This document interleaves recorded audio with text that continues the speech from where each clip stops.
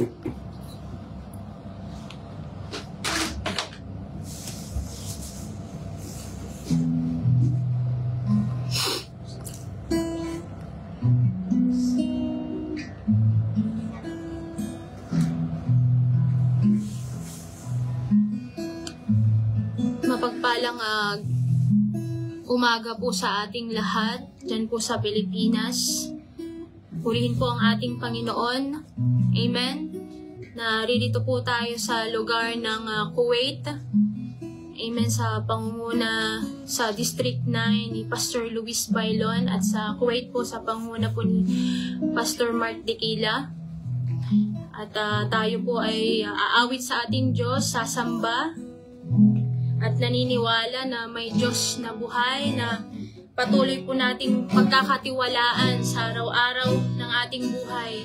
Tayo po ay aawit sa ating Panginoon, sasamba, dahil alam nating lahat na walang Diyos na pagkakatiwalaan kundi yung nasa langit, nasa kanang trono ng Diyos, ang ating Panginoong Hesus na muling nabuhay.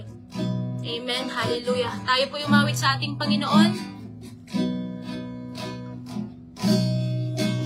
Magtiwala sa Diyos ng buong puso, mararanasan ang kanyang mga pangako.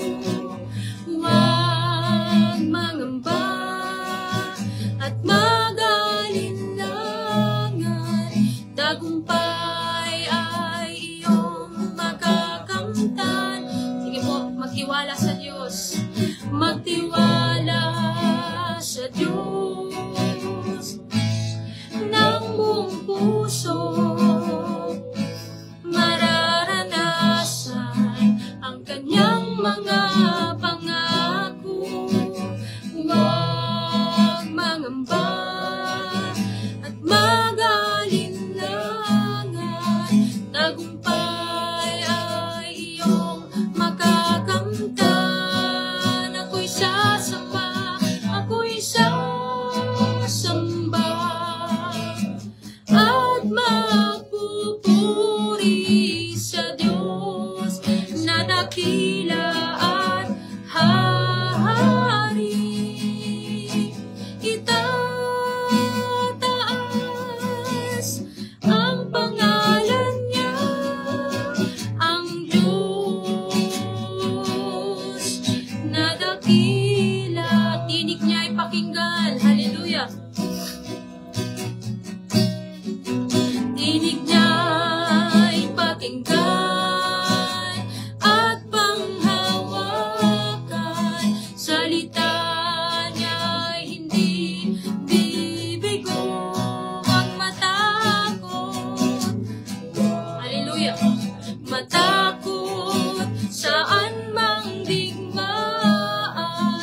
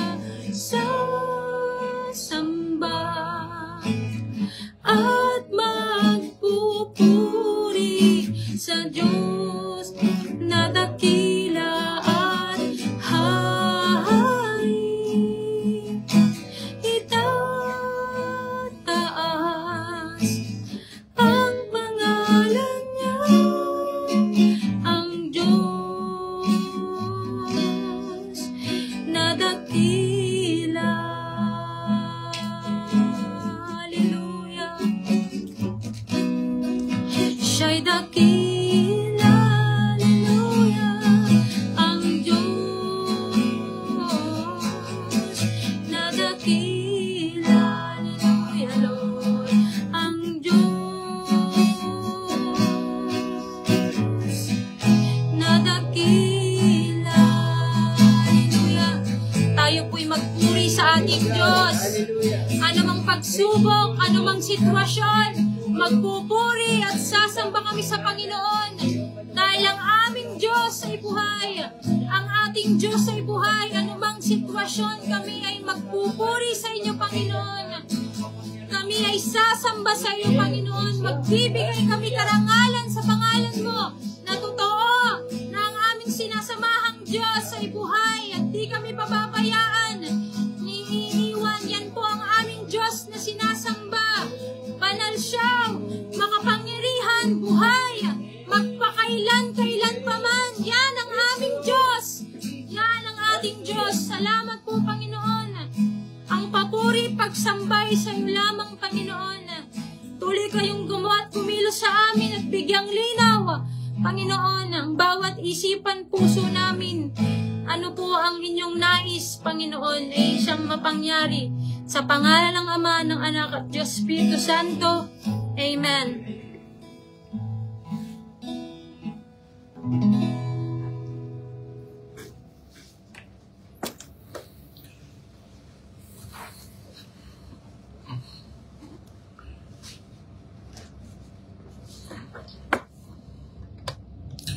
Purihin po ang Panginoon, isang mapagpalang umaga po sa bawat isa po sa atin. Salamat po sa Panginoon, isang pribilehiyo na tayo muli ay gamitin ng Diyos sa ganitong pong pag-aaral ng salita ng Panginoon upang higit na may bahagi yung mabuting balita. Kaya salamat po sa Panginoon at bago tayo mag-aral, tayo po ay manalangin. Aming Diyos, aming Ama na makapangyarihan sa lahat, Ama ng aming pong Panginoon, Ama na nagbigay ng Kanya pong buhay, Panginoon, upang maging katubusan ng bawat isa po sa amin, Panginoon. Alisin kami, Panginoon, sa pagiging kalaban po ninyo. At ngayon, kami po ay nasa panig po ninyo sa pamamagitan ng aming pong pananampalataya sa natapos nyo pong ginawa dun sa krus ng Kalbaryo. At salamat po kung bakit may mga ganitong pagtitipon dahil meron kaming Diyos na muling nabuhay at umakyat dyan sa langit at muling magbabalik, Panginoon, upang sunduin ang bawat mga nagpapagal at nagtitiis para masunod ang iyong pong kalooban. Salamat po, Ama. Purihin kayo, dakilain kayo sa pangalan ng Ama, ng Anak, at ng Banal na Espiritu. Amen and amen. Purihin po ang Diyos. Salamat po sa Panginoon. Tayo po ay mag-aaral saglit ng salita ng Panginoon. Kinuha ko po sa teksto ng Filipos 1 verse 29. Ulitin ko po. Filipos 1 verse 29. Ito po ay sulat ni Apostol Pablo sa mga taga-Filipos at hindi lang po sa mga taga-Filipos pagkos sa bawat isa po sa atin na mga sumampalataya kay Kristo. Ulitin ko po, sinulat ito ni Apostol Pablo sa mga taga-Filipos at sa bawat isa po sa atin bilang mga mananampalataya sa Panginoon. Sabi ng salita po ng Diyos, dahil ipinagkaloob niya sa inyo hindi lamang ang manalig sa Kanya, kundi ang magtiis din naman alang-alang kay Kristo. Sabi po ng English, for you have been granted the privilege for Christ's sake, not only to believe and confidently trust in Him, but also to suffer for His sake. Kaya mga kapatid ko sa Panginoon, bilang mga mananampalataya sa Diyos, amen, bahagi na po yon yung pagtitiis sa atin bilang tayo po ay tinawag ng Diyos. Ulitin ko po, hindi lang basta tayo sumampalataya sa Panginoon, bagkos merong kailangan pagtiisan para higit na makasunod sa kalooban po ng Panginoon. Kaya bilang mga mananampalataya ng Panginoon, ang bahagi po natin ay marunong tayong magtiis para kay Kristo. Ulitin ko po, bilang mga mananampalataya ng Panginoon, bilang mga anak ng Diyos, ang bahagi po natin sa kaharian ng Panginoon ay marunong tayong magtiis. Dahil si Kristo ay nagtiis para tayo po ay iligtas. Ulitin ko po, tayo bilang mga mananampalataya, ang bahagi natin ay marunong tayong magtiis. At mga kapatid, hindi natin kayang magtiis kung hindi tayo mapuspos ng Espiritu ng Panginoon. Kaya sabi ng Filipos 1 verse 11, mapuspos nawa kayo ng mga katangiang ipinagkaloob ni Hesukristo sa inyo para maparangalan at mapapurihan ang Diyos. Kaya mga kapatid, napakahalaga ng tayo po ay mapuspos ng katangian ng Diyos para makapagtiis tayo. Ulitin ko po, napakahalaga ng mapuspos po tayo ng katangian ng Diyos para tayo po ay makapagtiis. Sa kabila ng mga kapatid, sa huling panahon na ito, ng mundo ay pahirap ng pahirap. Pero purihin ng Panginoon, meron tayong katulong. Walang iba kundi yung banal na Espiritu na iniwan ng Diyos upang tayo ay tulungan na mapagtagumpayan ang mundong ito. Nakatulad ng mga unang alagad, mga kapatid, kung bakit sila may tapang na ipangaral ang mabuting balita dahil sinabi ng Panginoon doon sa bago siya makyat, kailangan nilang mapuspos ng banal na Espiritu. At ganon din po tayo, kung gusto natin na makapagtiis, we need to be filled with the Holy Spirit. Kailangan nating mapuspos ng banal na Espiritu. At pag napuspos tayo ng banal na Espiritu, handa tayong ipangaral yung mabuting balita na may tapang. Ulitin ko po, merong tapang na may pangaral ang mabuting balita pag tayo ay puno ng banal na Espiritu. Kaya kung bakit ang mga Kristiyano ay duwag, ayaw may pangaral kasi patunay na hindi sila puspos ng banal na Espiritu.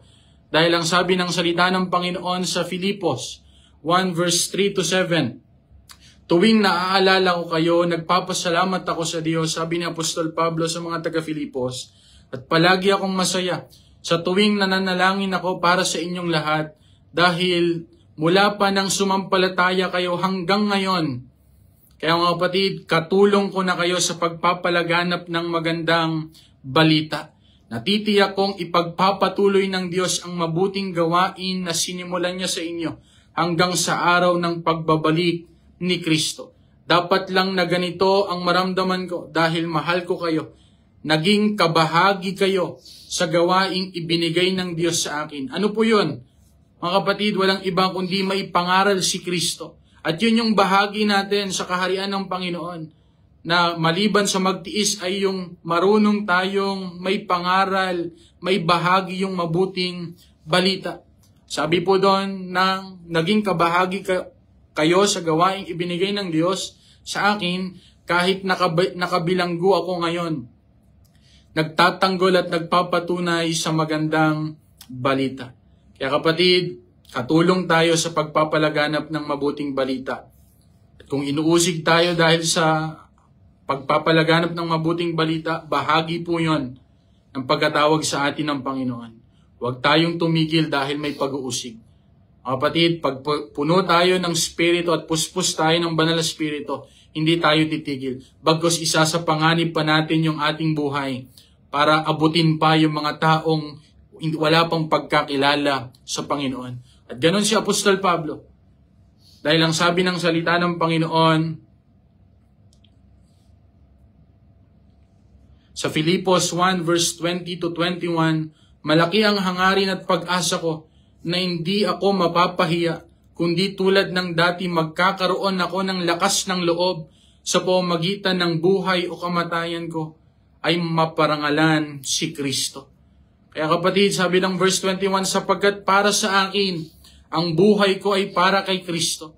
Kaya kung ang buhay natin ay kay Kristo, hindi tayo matatakot na may sa panganib ang ating buhay para may pangaral ang mabuting balita.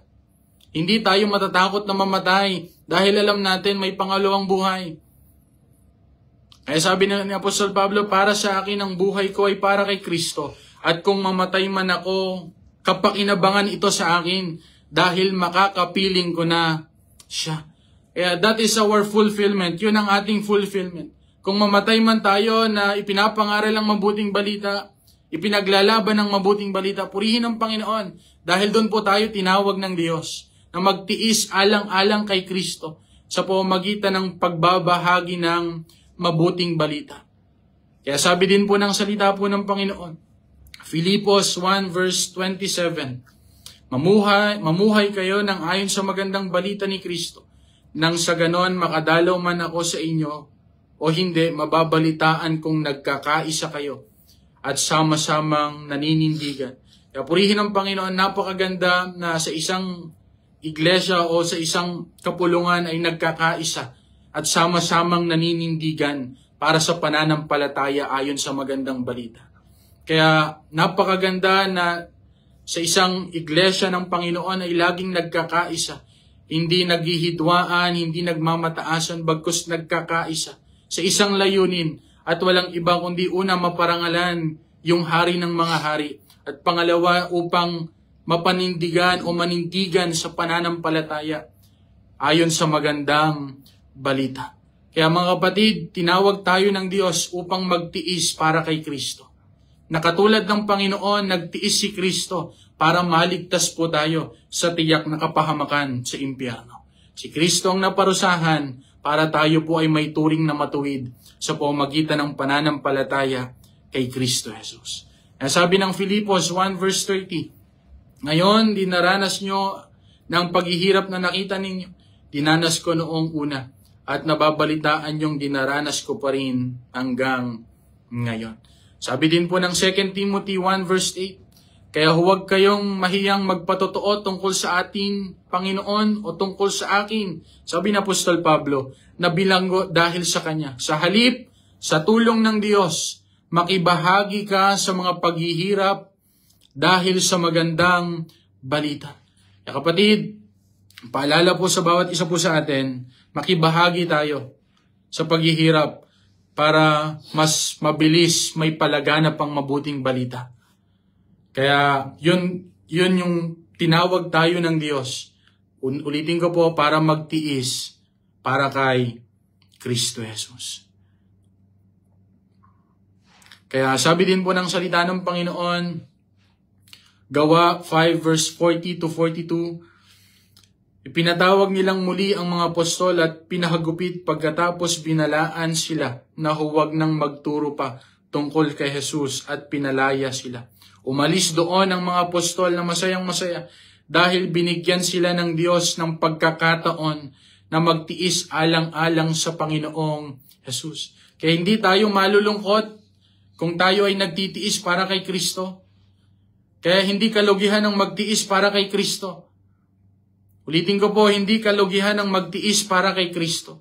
Yung mga unang alagad, hindi kalugihan sa kanila na magtiis, bagkus kagalakan iyon. Kaya sabi ng verse 41, umalis doon ang mga apostol na masayang masaya. Hindi umalis yung mga alagad na malungkot. At yun yung pinapakita sa atin, pagpuspos tayo ng katangian o Espiritu ng Panginoon.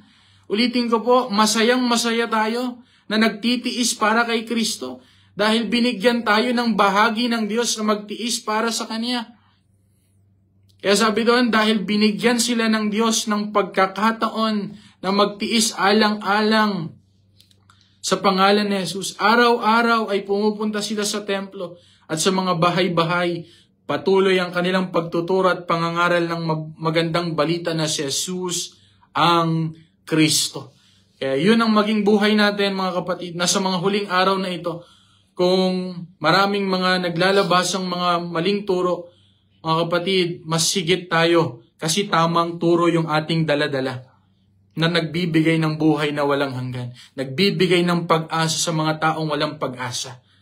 Kaya purihin ang Panginoon at pangalawa at panghuli, mga kapatid, handa tayong magtiis para makasunod tayo sa Diyos. Yung una, handa tayong magtiis para sa mabuting balita. At pangalawa, handa tayong magtiis para tayo po ay makasunod sa Diyos. Hindi hadlang ang mga sitwasyon natin para hindi tayo makasunod sa Diyos. Alam ko po ang bawat isa sa atin ay may mga sitwasyon, may mga problema, may mga pagsubok. Pero kapatid, hindi yan hadlang para hindi tayo makasunod sa kalooban ng Diyos. Bagkus masigit pa nga natin ipakita na sa kabila ng may mga sitwasyon tayo, ang nais natin ay sundin pa rin ang kalooban ng Diyos. Ulitin ko po, masigit pa rin natin ipakita na sa kabila ng meron tayong mga pinagdadaanan, pursigido pa rin tayo na sundin ang kalooban ng Diyos. Porsigido pa rin tayo na masunod ang Panginoon. Bakit? Kasi buhay na nating sumunod sa Diyos. Buhay na natin na sundin ang kalooban ng Panginoon. Kaya sabi ni Apostol Pablo sa Filipos 1 verse 13, sapagkat alam ng lahat ng gwardiya sa palasyo at ng iba pang naririto na nabilanggo ako dahil sa pagsunod ko kay Kristo. Kaya purihin ang Panginoon, hindi kinakahiya, mga kapatid. Kung tayo ay sumusunod sa kalooban ng Diyos, purihin ng Diyos, mahirap pag tayo ay sumusuway sa kalooban ng Panginoon. At madatnan tayo ng Diyos na sumusuway sa kalooban ng Diyos. Mga kapatid, tiyak ang ating kaluluwa ay mapapahamak sa impyerno. At kung madatnan tayo ng Diyos na sumusunod sa kalooban ng Panginoon at magdala sa atin doon sa kamatayan, purihin ang Panginoon. Purihin ang Diyos. Merong buhay na walang hanggan na naghihintay sa atin. Kaya sabi ng salita ng Panginoon, Filipos 2 verse 12 to 13, mga minamahal, kung paanong lagi niyo akong sinusunod nung magkakasama pa tayo, lalo na sana kayong maging masunurin kahit ngayong malayo na ako sa inyo. Sabi ni Apostol Pablo, sikapin niyong ipamuhay ang kaligtasang tinanggap ninyo at gawin ninyo ito ng may takot. Amen? Hindi lang tayo basta sumusunod, bagkus ginagawa natin ito ng may takot at paggalang sa Diyos. Kaya dahil maraming sumusunod pero walang takot o paggalang sa Diyos. Verse 13, sapagkat ang Diyos ang siyang nagbigay sa inyo ng pagnanais. Kaya hindi sa atin magbubunga yung pagnanais na sundin ang kalooban ng Diyos. Bagkus inilagay yun ng Panginoon sa puso natin, yung pagnanais na yon na masunod yung kalooban ng Diyos. Dahil sabi ng 13, sapagkat ang Diyos ang nagbigay sa inyo ng pagnanais at kakayanang masunod ninyo ang kalooban niya. Kaya mga kapatid, kung tayo lang hindi natin kaya na sundin ang kalooban ng Diyos, pero purihin ng Panginoon, inilagay yun ng Panginoon sa atin. Inilagay yun ng Panginoon sa puso natin. Yung pagnanais na yon para makasunod tayo sa kalooban ng Panginoon. Kasi kung tayo, mga kapatid, hindi tayo makakasunod dahil tayo ay mga mahihina. Pero purihin ng Diyos dahil kay Kristo Jesus kung bakit natin nasusunod ang kalooban ng Diyos.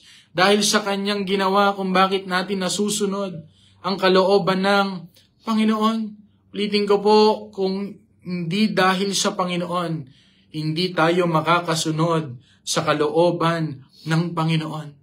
Kaya kung bakit ang bawat isa po sa atin nakakasunod, dahil kay Kristo Jesus. Dahil lamang sa ating Panginoon. Kaya sabi ng 2 Timothy 2 verse 8 to 12, alalahanin mo ang magandang balita tungkol kay Jesucristo na nabuhay mula sa mga patay at nagmula sa angkan ni David. Ito ang ipinapangaral ko, sabi ng Apostol Pablo, na siyang dahilan ng paghihirap ko hanggang sa ikadena ako na parang isang kriminal, pero hindi nakadenahan ng salita ng Diyos. Dahil dito tiniis ko ang lahat ng paghihirap alang-alang sa mga pinili ng Diyos para makamtan din nila ang kaligtasang na kay Kristo Jesus at ang buhay na walang hanggan. Totoo ang kasabihan, kung mamamatay tayong kasama niya, mabubuhay din tayong kasama niya. At kung magtitiis tayo para makasunod sa kalooban ng Diyos, purihin ang Panginoon, maghahari din tayong kasama niya. At kung itatakwil natin siya, itatakwil din niya tayo. Kaya mga kapatid, kung magtitiis tayo, mga kapatid, kasama tayong maghahari ng Panginoon. Kaya sabi ng salita ng Panginoon, at dito na po tayo magtatapos bago tayo manalangin. Sabi ng unang Pedro 3 verse 17, mas mabuti pang magtiis kayo ng hirap dahil sa paggawa ng mabuti kung ito talaga ang kalooban ng Diyos. Sabi po ng unang Pedro 3 verse 17, mas mabuti pang magtiis kayo ng hirap dahil sa paggawa ng mabuti kung ito talaga ang kalooban ng Diyos, kaysa magtiis kayo ng hirap dahil sa paggawa ng masama. Kaya mga kapatid, kung nagtitiis ka ng hirap dahil sumusunod ka sa kalooban ng Diyos, praise God, purihin ang Panginoon, Pero kung nagtitiis ka ng hirap dahil sa kagagawa mo, dapat lang yun sa atin. Pero kung nagtitiis ka ng hirap dahil sa pagsunod mo sa kalooban ng Panginoon, purihin ang Panginoon. Purihin ang Diyos. Tutulungan tayo ng Diyos na makasunod sa kalooban ng Panginoon.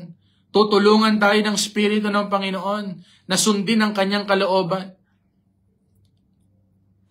Kaya sabi din po ng salita ng Panginoon sa Matthew 5 verse 10 to 12, mapalad ang mga dumaranas ng pag-uusig dahil sa pagsunod nila sa kalooban ng Diyos, dahil makakasama sila sa kaharian ng Diyos. Mapalad kayo kung dahil sa pagsunod nyo sa akin ay iniinsulto kayo at inuusig at pinaparatangan ng masama. Ganon din naman ang ginawa nila sa mga propeta noong una. Kaya magalak kayo dahil malaki ang gantimpala ninyo sa langit. Kaya mga kapatid, mapalad tayo. We are blessed kung tayo ay inuusig dahil sa pagsunod natin sa kalooban ng Panginoon. Dahil sabi doon, dahil makakasama tayo. Dahil makakasama sila sa kaharian ng Diyos. Kaya mga kapatid, we are blessed kung dahil sa pagsunod mo, dahil sa pagsulong mo sa mabuting balita, ipinapangaral mo ang mabuting balita, nagtitiis ka para sa mabuting balita, purihin ang Panginoon. Mga kapatid, ang gantimpala natin ay nasa langit at walang iba kundi si Kristo. Kaya mga kapatid, huwag tayong mapanghinaan ng loob dahil may mga sitwasyon tayong pinagdadaanan. Bagkus mas higit pa nga natin pursigihin dahil alam natin ang buhay natin sa mundong ito ay magtatapos. Mga kapatid, ang bayan natin ay hindi dito. Sabi ng salita ng Panginoon, ang bayan natin ay doon sa langit. At yun ang kailangan natin gawin at sundin, lagi yung kalooban ng Diyos upang tayo ay makapagmana ng buhay na walang hanggan. Kaya mga kapatid, huwag yung sitwasyon ang magpahina sa atin.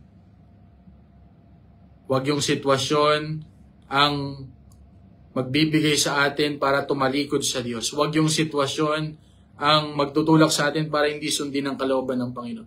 Bagkus ipakita natin na sa kabila ng meron tayong mga sitwasyon, mga kapatid, nandun yung pursigido natin na sundin at ganapin yung kalooban ng Panginoon habang tayo ay nabubuhay. Kaya ang bahagi natin sa kaharian ng Panginoon ay magtiis para kay Kristo. Hindi lang basta sumampalataya, kalakip na yon sa pamamagitan ng ating pananampalataya, kalakip na nun ay pagtitiis para kay Kristo. Kaya katulad ng ating inawit kanina, magtiwala tayo sa Diyos. Magtiwala tayo sa Panginoon.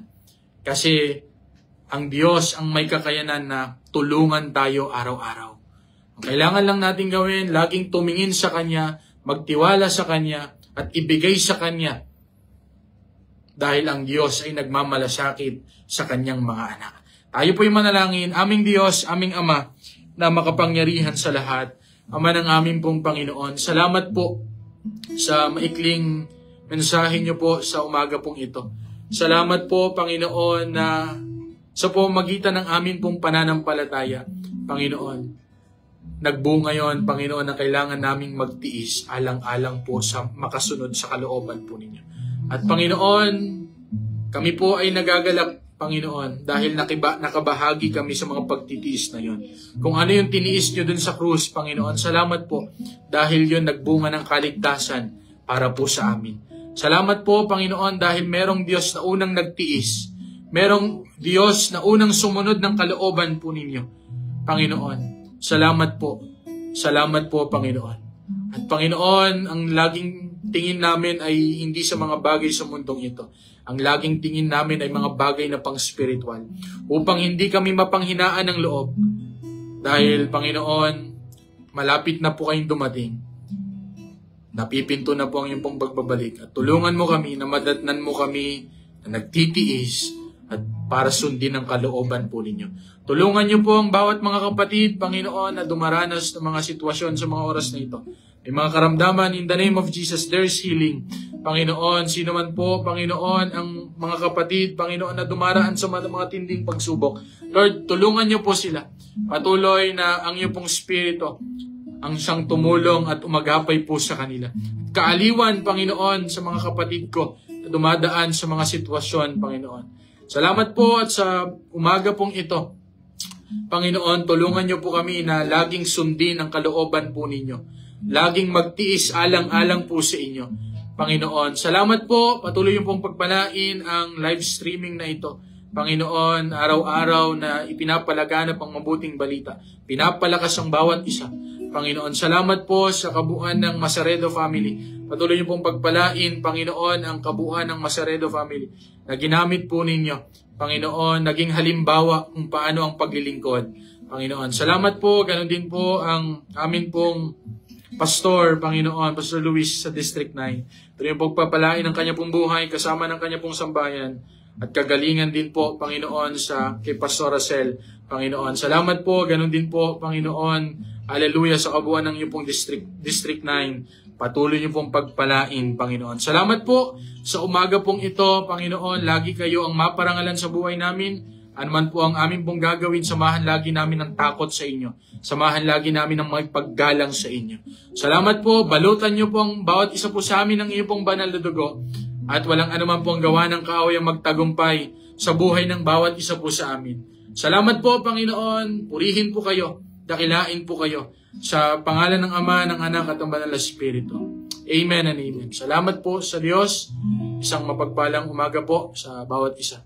Sa Diyos po ang papuri.